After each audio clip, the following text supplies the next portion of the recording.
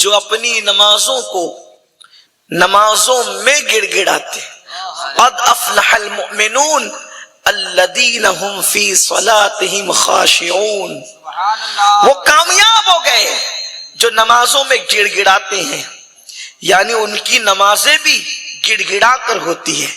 آج تو ہماری نمازیں ہی نہیں ہیں، لوگوں کو نماز کا عنوان اب اتنا پرانا لگنے لگا ہے کہ لوگ سوچتے ہیں یہ نماز کے عنوان پہ گفتگو، مگر یاد رکھیے آپ کو نہیں پتا میرے رسول نے، میرے نبی نے فرمایا کہ جس کا کی نماز نہیں اس کا دین نہیں۔ الا لا الا لا دین اللہ صلاۃ اللہ، اس کا دین نہیں ہے جس کی نماز نہیں۔ آج بلکہ ایک مقام پر فرمایا اس کا ایمان نہیں ہے جس کی نماز نہیں۔ مسلم قوم مسلم کی 95% آبادی نمازی نہیں ہے۔ ایک کم و بیش 110 سے زائد صحابہ کا فتویٰ ہے کہ جس نے جان بوجھ کے نماز چھوڑی وہ کافر ہو گیا۔ شادی میں نماز چھوڑ رہے ہو، خوشیوں میں نماز چھوڑ رہے ہو، عید کی خوشیوں کے موقع پہ نماز چھوڑ رہے ہو، بیٹوں کی پیدائش کے موقع پہ نماز چھوڑ رہے ہو، لیکن آؤ ہمارے اسلاف نے کہاں نماز پڑھی؟ سیدنا فاروق اعظم عمر ابن خطاب رضی اللہ تعالیٰ عنہ، جب آپ کو خنجر مارا گیا مسجد نبوی کے اندر، یہ سب سے پہلا حملہ تھا مسجد نبوی کے اندر جو کسی پر کیا گیا تھا۔ اس سے پہلے میرے نبی کی مسجد کے اندر کبھی کسی کہ پہلی مرتبہ مسجد نبوی میں اگر کسی پہ حملہ ہوا، جب تک اللہ کے رسول علیہ الصلوۃ والتسلیم ظاہری حیات میں رہے ماحول وہی تھا، حضور کا کنٹرول، صدیق اکبر تھے، صدیق اکبر کا کنٹرول، فاروق اعظم تھے، ان کا اپنا بھی کنٹرول، کوئی ظلم نہیں ہو سکتا تھا کسی پہ، نہ کسی عورت پر نہ کسی مرد پر۔ لیکن چونکہ سب مسلمان تھے حالت نماز میں، ایک آتش پرست جسے مجوسی کہتے ہیں جو آگ کی پوجا کرتا تھا، وہ فاروق اعظم پہ حملہ کرتا ہے اور آپ آدھی نماز میں تھے اور نماز میں آپ پر حملہ ہوا، اور پھر کسی نے بڑھ کر کے حضرت سیدنا عبد الرحمن ابن عوف نے یا کسی نے بڑھ کر نماز پڑھا دی، فاروق اعظم کو اٹھا کر کے لایا گیا۔ فاروق اعظم نے فرمایا ابھی تو نماز کا ٹائم باقی ہے اور میری نماز ہوئی نہیں۔ نماز میں تھے، حملہ ہوا، زخموں سے خون بہ رہا ہے اور اتنا زخم ہے کہ اب بچنے کی امید نہیں ہے، لیکن فاروق اعظم کہتے ہیں ابھی نماز کا وقت ہے، ابھی وہ مرہم پٹی کرانے کی فکر نہیں، ابھی خون بند کرانے کی فکر نہیں، ابھی زخموں کی فکر نہیں، فکر کس کی ہے؟ نماز کی فکر ہے۔ ابھی نماز کا وقت ہے، پہلے مجھے نماز پڑھنے دو، کیونکہ میں نے انہی کانوں سے رسول اللہ سے سنا ہے کہ جس کی نماز نہیں ہے اس کا دین نہیں ہے۔ جو نماز چھوڑ دیتا ہے اس کے ہاتھ سے دین چلا جاتا ہے، کیونکہ اللہ کے رسول صلی اللہ علیہ وآلہ وسلم نے ارشاد فرمایا، کیا فرمایا؟ کہ نماز دین کا ستون ہے، ستون۔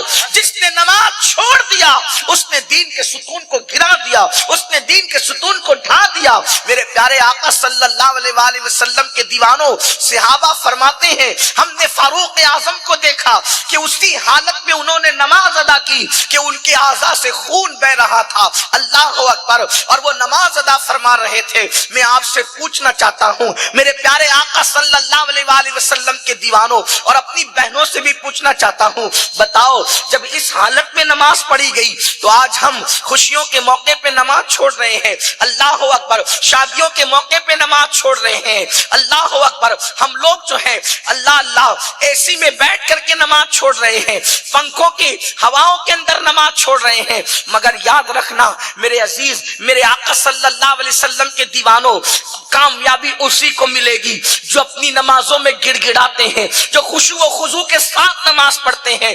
اچھا کچھ لوگ تو ایسے بھی ہیں جو کہتے ہیں مولانا نماز کی ضرورت تو ان لوگوں کو ہے جو اللہ تک پہنچے نہیں، اللہ کے پہنچے ہوئے بندوں کو تو نماز کی ضرورت کیا ہو سکتی ہے؟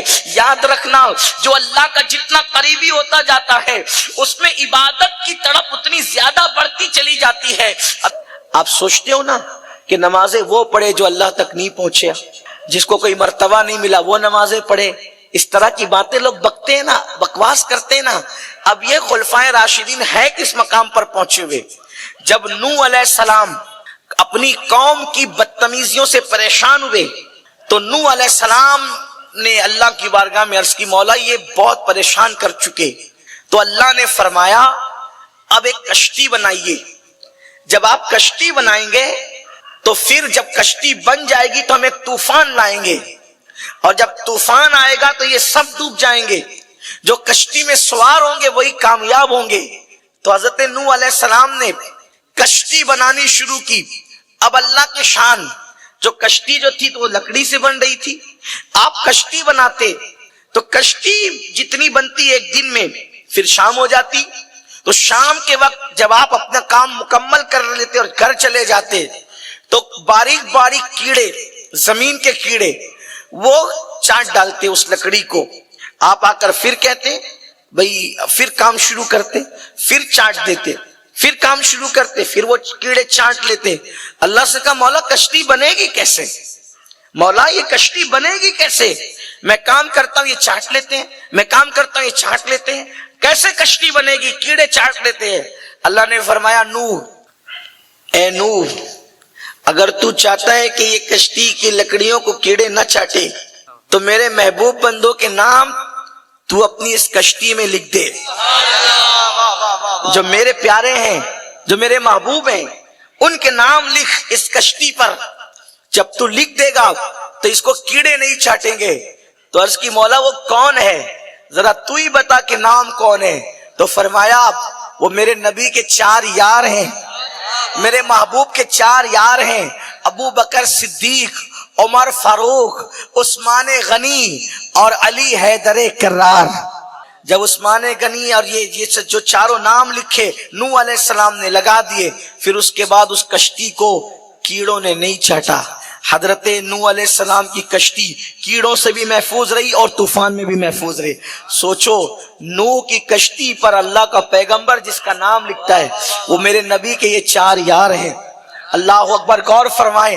اور ان میں دوسرے یار فاروق اعظم، اللہ اکبر، ان کو جو ہے وہ زخم لگ رہا ہے اور زخم کی حالت میں بھی فاروق اعظم نماز ادا فرما رہے ہیں اور کہتے ہیں کہ میں نے اپنے نبی سے سنا اللہ کے رسول نے فرمایا کہ جس کی نماز نہیں اس کا دین نہیں. اب آپ مجھے بتائیں جنہیں جنت کی بشارتیں ملی ہو، جن کے نام نوح علیہ السلام کی کشتی پر لگے ہوں، اللہ اکبر، وہ لوگ نماز نہ چھوڑیں اور وہ بھی اس حالت میں نہ چھوڑے، بلکہ اگر ایسی حالت میں نماز چھوٹ جاتی تو یہ تو عذر ہی تھا، اتنے زخمی تھے، خون بہ رہا تھا، لیکن اس حالت میں بھی انہوں نے نماز نہیں چھوڑی. اور آج میرا جوان نماز ترک کر رہا ہے. یاد رکھنا اے میرے آقا صلی اللہ علیہ وآلہ وسلم کے دیوانوں، ناکام رہو گے جب تک مسجدوں سے دور رہو گے، ناکام رہو گے جب تک سجدوں سے دور رہو گے، اسی طرح بلبلاتے رہو گے، اسی طرح تڑپتے رہو گے. کوئی اللہ کی مدد آنے والی نہیں ہے. اگر زمانے میں انقلاب چاہتے ہو تو اللہ کے گھروں کی طرف آنا ہوگا، اللہ کے گھروں کی طرف پلٹنا ہوگا. جانتے ہو، آؤ میں ایک حدیث پاک پڑھوں اور اپنی گفتگو اس پر مکمل کروں. میرے آقا صلی اللہ علیہ وآلہ وسلم کے دیوانوں، اللہ کے حبیب غیب دا نبی صلی اللہ علیہ وآلہ وسلم ارشاد فرماتے ہیں جو نماز چھوڑ دیتا ہے اس کے لیے بلائیں ہیں. دنیا میں چند بلائیں، مرتے وقت چند بلائیں، قبر میں چند بلائیں، قیامت کے دن کی چند بلائیں. وہ بلاؤں میں گرفتار ہوگا. یعنی نماز چھوڑنے والا دنیا میں رہے تو بلاؤں میں، مرے تو بلاؤں میں، قبر میں جائیں تو بلاؤں میں، قیامت کے دن اٹھے تو بلاؤں میں. اللہ اکبر. یہی وجہ تو تھی کہ اللہ اکبر آپ جس بھی نیک بندے کو دیکھیں وہ آپ کو نماز کا پابند ملے گا. حضرت فاروق اعظم اللہ اکبر نماز پڑھ رہے ہیں شہادت کے وقت بھی، امام حسین نماز پڑھ رہے ہیں شہادت کے وقت بھی. اللہ کے رسول علیہ السلام اس حالت میں ہے کہ بظاہر مسجد چل کر نہیں جا سکتے تو 2 لوگوں کے کندھوں پہ ہاتھ رکھ کر میرے سرکار مسجد جا رہے ہیں. آپ اندازہ تو فرمائیں. اللہ اکبر، اللہ اکبر. بلکہ مولا کائنات شیر خدا علی مرتضی فرماتے ہیں اگر اللہ قیامت میں مجھے اختیار دے گا کہ میں نماز پڑھوں یا جنت میں جاؤں تو میں جنت میں جانے پر نماز کو ترجیح دوں گا، نماز پڑھوں گا نماز۔ لوگ کہتے ہیں نماز میں کیا رکھا ہے؟ میں نے کہا علی سے پوچھ نماز میں کیا رکھا ہے۔ کچھ لوگ تانا دیتے ہیں تم جنت کے لیے نماز پڑھتے ہو، میں نے کہا جنت کے لیے نماز کی کیا بات ہے؟ جس کو نماز کی لذت ملی وہ جنت پر ترجیح دیتے ہیں نماز کو۔ مولا علی فرماتے میں نماز کو ترجیح دوں گا جنت پر۔ علی یہ مرتضیٰ کہہ رہے میں نماز، ہم کون سے علی والے ہیں؟ کیا چل رہا ہے؟ ارے مولانا بہت مندی ہے، بہت پریشان ہے، بہت بیمار ہے۔ چل لوگ تو یہ بہت پتہ نہیں کتنا یاد کر لیا ہے کہ بہت بیمار ہے۔ کتنے بھی بیمار ہو جاؤ کوئی اس کو مت کہا کرو کہ بہت بیمار ہے، اس لیے کہ 24 گھنٹے میں گھڑی ایسی آتی ہے جو مقبولیت کی گھڑی ہوتی ہے۔ بخار ہوتا ہے آپ بولتے بہت بیمار ہے، اگر وہ قبول ہو گیا نا تو پھر وہ بہت بیمار ہو ہی جائے گا۔ اللہ کی شکایت مت کر۔ اگر بیمار ہو تو 2 لوگوں کے سوا کسی کو بیماری نہیں بتانا۔ بیماری یا تو طبیب کو بتاؤ کہ اس سے دوا لو، یا تو حبیب کو بتاؤ کہ اس سے دعا لو۔ لیکن لوگ اس کا خیال نہیں کرتے۔ اور یہ بھی ہے بھئی آپ ڈیوٹی پہ کیوں نہیں آئے تو بولے بیمار ہو گیا، آپ فلاں جگہ کیوں نہیں آئے تو بولے بیمار ہو گیا، آپ شادی میں کیوں نہیں آئے تو بیمار ہو گیا۔ اور آج جناب بیمار ہی نہیں تھے، تو جو بیمار نہ ہو اور وہ کہے میں بیمار ہوں تو گویا اس نے اللہ پر بہتان باندھا، کیونکہ بیماری تو اللہ دیتا ہے، تو اللہ نے بیمار نہیں کیا پھر بھی وہ کہتا ہے کہ میں بیمار ہوں، تو کہا کہ اب تو ایسی بیماری میں مبتلا ہوگا جس کا کوئی علاج کسی طبیب اور حکیم کے پاس نہیں ہوگا۔ اس لیے کبھی جھوٹ موٹ کا بیمار نہیں بننا۔ اگر عورتوں تک بھی بات پہنچی تو ان سے بھی کہتا ہوں کہ جھوٹ موٹ کے بیمار نہیں بننا۔ ٹھیک ہے نہیں آئے، مخلوق کو راضی کرنے کے لیے خالق کو ناراض لوگ کیوں کرتے ہیں؟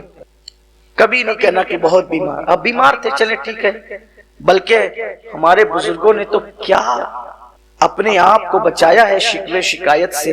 ایک بزرگ تھے، اللہ کے ولی تھے، ایک دن انہوں نے ان کی بیوی کو کہا کہ میں تمہیں طلاق دینا چاہتا ہوں۔ ان کی بیوی نے پوچھا کہ کیوں آپ طلاق دینا چاہتے ہیں مجھے، کیا مجھ سے ایسی غلطی ہو گئی؟ تو اس بزرگ نے اللہ کے ولی نے فرمایا کہ جب سے تمہارا نکاح میرے ساتھ ہوا اور میرا نکاح تمہارے ساتھ ہوا، ہماری ایک دوسرے کے ساتھ شادی ہوئی ہے، اس دن سے لے کے آج تک تم کبھی بیمار نہیں پڑی، اس لیے میں تمہیں طلاق دینا چاہتا ہوں۔ کیونکہ اللہ بیماری تو اسی کو دیتا ہے نا جس کو وہ محبوب رکھتا ہے۔ اس کا مطلب اللہ تم سے ناراض ہے، اور جس سے اللہ ناراض ہو میں اس کو اپنے گھر میں نہیں رکھ سکتا۔ یہ سوچتی، حالانکہ آج سوچ بدل گئی۔ جو بیوی زیادہ بیمار پڑتی ہے اس سے لوگ چاہتے ہیں کہ جان چھوٹے، بلکہ کچھ ایسے بھی بدبخت ہیں کہ جب تک بیوی اچھی ہوگی اس سے کام کراتے رہیں گے، بیمار پڑ جائیں گے تیرے میکے چلے جا ذرا وہاں سے علاج کرا کے۔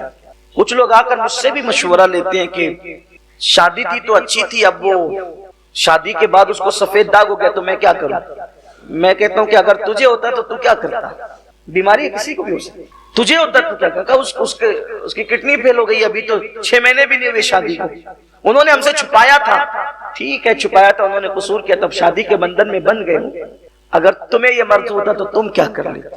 اور دیکھنے میں آ رہا ہے اگر مرد کو بیماری ہو عورت مکمل وفا کرتی ہے، لیکن اگر بیوی کو بیماری ہو جائے تو پھر مجھے مرد وفا کرتے نظر نہیں آتے، پھر خیریت بھی نہیں پوچھتے، خرچہ بھی دیتے تو منہ پھیر کے پھینک کر کے دیتے۔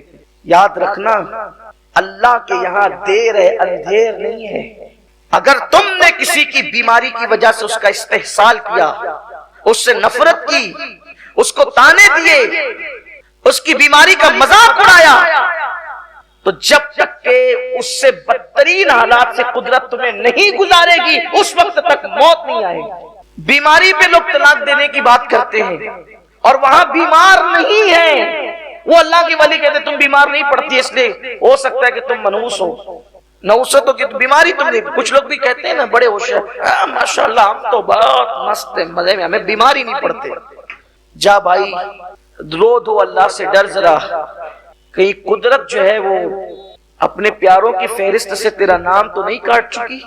صحت اچھی چیز ہے لیکن کچھ نہ کچھ تکلیف ہونی چاہیے، بلکہ روایتوں میں آیا ہے کہ 40 دن کے اندر تینوں میں سے کوئی ایک تکلیف آنا چاہیے، یا تو قلت، یا تو علت، یا تو ذلت، تینوں میں سے کوئی ایک چیز 40 دن کے اندر اور اگر نہیں آئی تو ڈرو کہیں ایمان تو نہیں چلا گیا.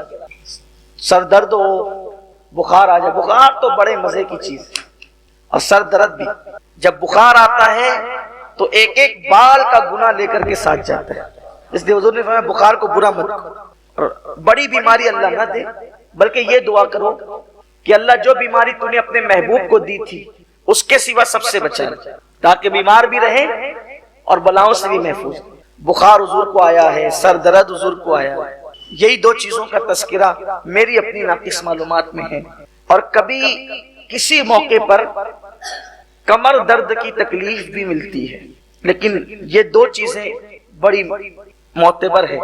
بلکہ ایک بزرگ کے سر میں درد ہوا تو انہوں نے شکرانے میں رات بھر نفل ادا کی, مولا جو بیماری تو نے محبوب کو دی تھی وہ مجھے عطا فرما.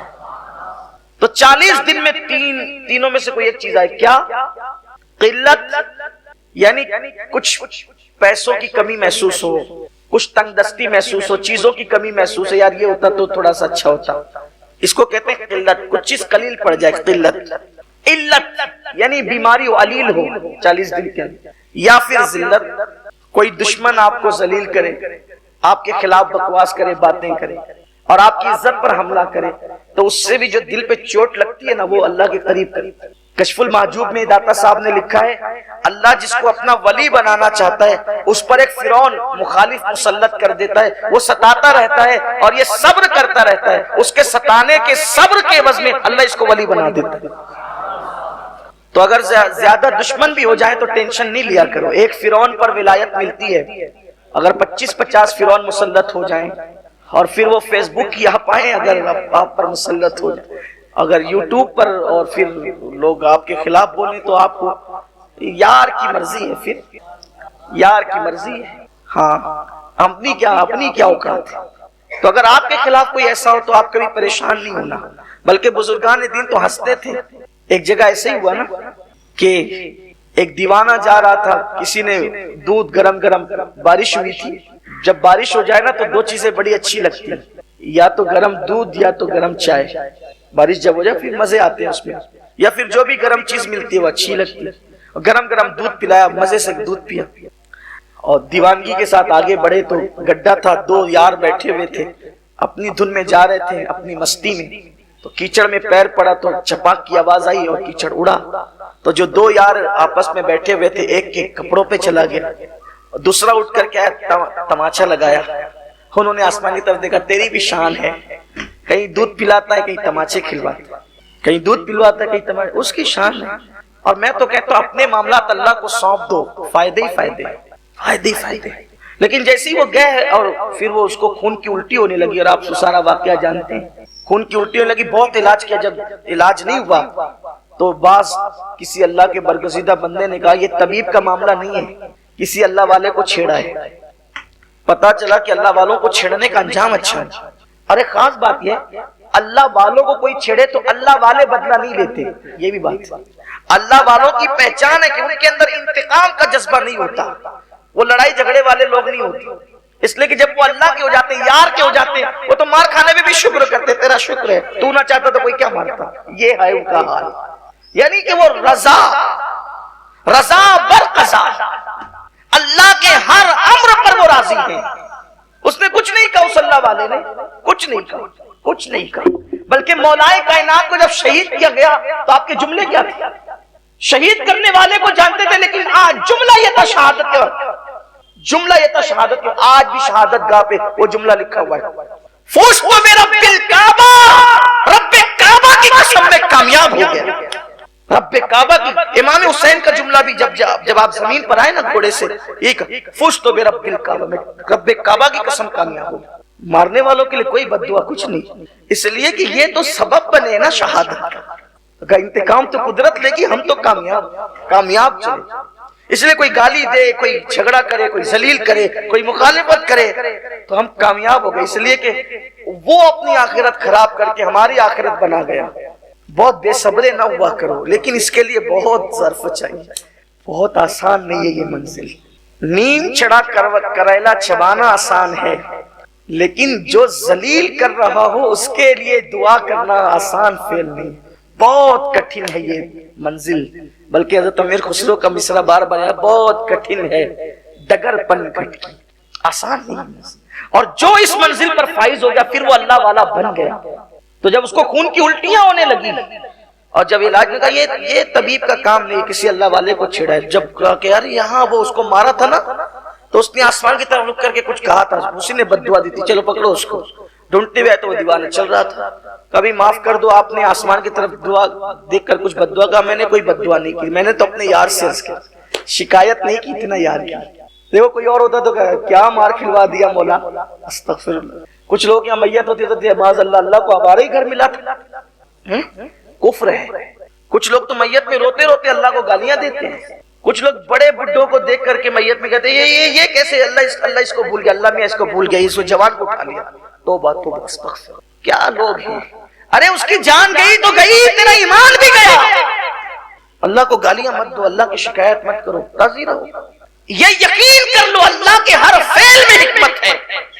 گوسپا کو کسی نے کہا کہ آپ کا جہاز ڈوب گیا جو تجارت لے کر آ رہا تھا، کہا الحمدللہ۔ تھوڑی دیر کے بعد آتا نہیں سرکار وہ کسی اور کا تھا، اپنا تو بہت مال لے گیا، کہا الحمدللہ۔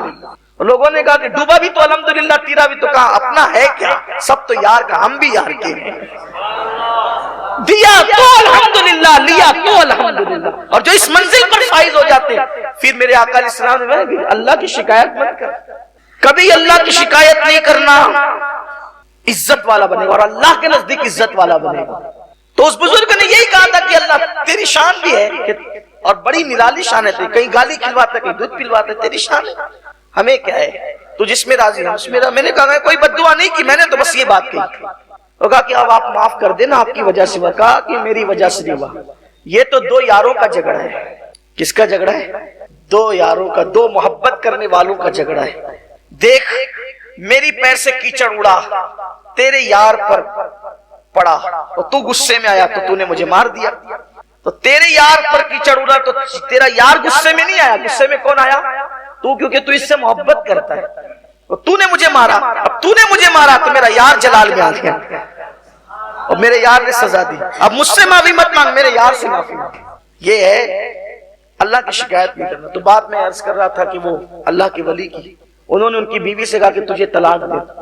کوئی عورت بیمار پڑے، بہت یہ پنچایتوں میں یہ مسئلہ بہت ہے، حالانکہ میں پنچایت میں جاتا واتا نہیں، لیکن سارے پنچایتی لوگ چونکہ آتے ہیں مجھ سے ملنے کے لیے تو مجھے پتا ہے، وہ مشورہ بھی کرتے ہیں، جو میں مشورہ بھی دیتا ہوں۔ ساس کہتی کہ یہ جب سے یہ بیماری رہتی ہے تجھے، ارے اچھا ہے اللہ کی بندی، وہ اللہ کے نزدیک مقبول ہے، وہ جو بیمار رہتی ہے، یہاں تو جو خرچ کر رہے ہو تو اس کے ذریعے سے تمہیں کہیں اور مل جائے گا، ایسا نہ کیا کرو۔ تو اس ولی نے کہا کہ طلاق دے دیں گے کیونکہ تم بیمار نہیں پڑتی۔ اس نے کہا اچھا ٹھیک۔ اس عورت نے کہا، ولی کی عورت بھی بڑی عظیم تھی نا، اچھوں کو اچھا ہی ملتے ہیں، اچھوں کو اچھے ملتے ہیں، اچھا بیمار نہیں پڑتی اس لیے طلاق دے رہا ہوں کیونکہ میں منحوس ہوں۔ بات تو آپ کی صحیح ہے کہ جس کو بیماری نہ ہو تو پھر اس کو اپنا احتساب کرنا چاہیے، لیکن ذرا آئے اپنے مخصوص کمرے میں لے گئی اور اپنا کپڑا ہٹایا اپنی پیٹھ پر سے تو وہاں ناسور تھا اور اس پہ کیڑے چل رہے تھے۔ کہا یہ دیکھو برسوں سے یہ زخم اٹھائی، ارے تم نے بتایا تک نہیں؟